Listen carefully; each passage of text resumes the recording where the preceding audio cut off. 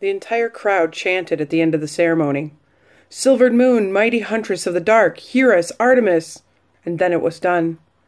Women started to disperse, many to finish preparing for the celebration. A few were scouts heading out to grab food early, before the ceremony of light. I stopped Shayna before she could leave. "I do not understand. Gata is not a sign from the goddess. She escapes all the time. Why would they believe that?" Shayna looked at me patiently. "Gata does escape all the time, but she is also a wild creature. Today she escaped exactly this time, and she came to the temple at exactly this time. She didn't come to you as she often does. Instead, she called out and ran to the altar. She touched the priestess and only stopped at the queen. She sat at the feet of Artemis Chosen and called out again. All of this happened while we were waiting to see if we had Artemis' favor. Now you may see this as a coincidence, and maybe it is, but it seems like an awful lot to me, and it was enough for me to believe. She is my goddess, Kiri, and I believe." With those parting words, she left me there.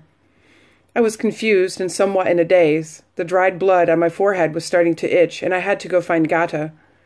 When I looked at the dais, I could see the queen and the priestess still there. Gata herself was sitting on the altar, allowing the priestess to stroke her soft fur. I approached the steps. "May I come up?" The priestess gazed at me silently, as if searching for something unseen in the depths of my eyes. "The ceremony is over. You may go where you please. Come up and get your charge, Kiri." I jogged up the steps and across the dais. Gata gave me one of her little mewling roars. I scooped her into my arms, though she was getting much too big to do so. She easily weighed as much as a child of 6 summers. The queen laughed and commented, "She was determined to join us today. Perhaps you should have just brought her." Without looking at either of them, I responded, "But then where would you have gotten your sign of Artemis' favor?" The priestess once again stroked the soft cub in my arms. She spoke cryptically, as the pure followers of the gods were known to do. "Perhaps we have had our sign all along." She turned and walked away. I glanced to the queen, but she did not say anything about the priestess' comment. Instead, she smiled. "So how did you like your first equinox ceremony?" I thought for a heartbeat or two. It was beautiful and different. Having so many women together talking of honoring all of those things I hold most dear, it fills my soul with light.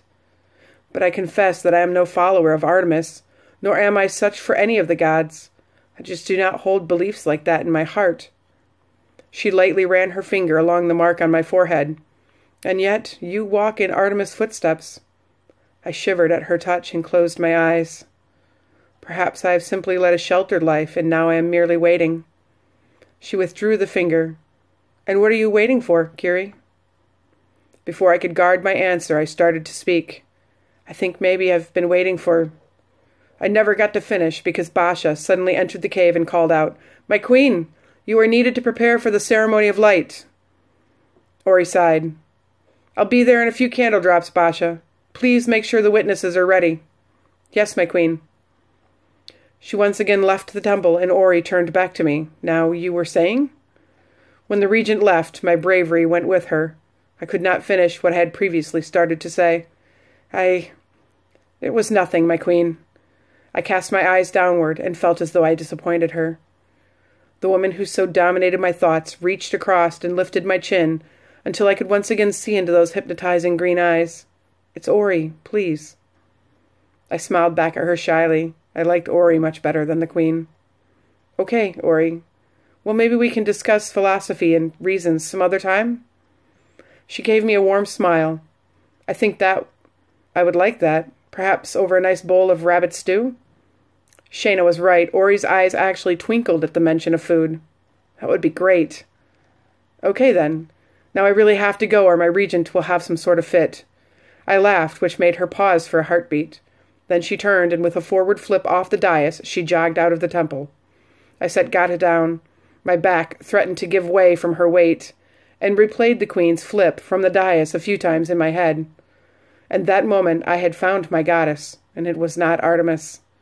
I waited to see if I would be struck down for my thoughts, and when I was not, I made my own way out of the temple.